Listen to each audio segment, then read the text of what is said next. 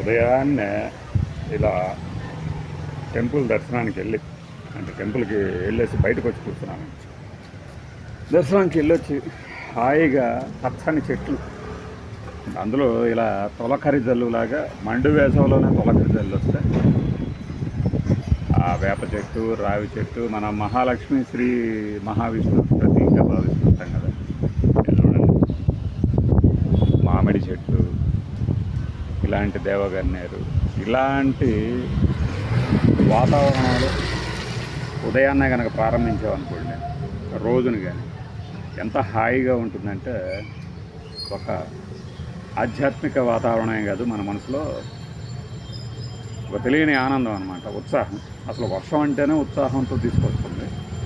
అలాంటిది ఈ భావనలో ఉన్న వాళ్ళకి పక్షుల కిలకల రావాలి, ఆ ఘంటానాదం, హారతి, వీటి గురించి అంటే నమ్మకము లేదంటే వాటిని భక్తి శ్రద్ధలు ఇష్టంగా పాటించే వాళ్ళకి ఆ రోజుని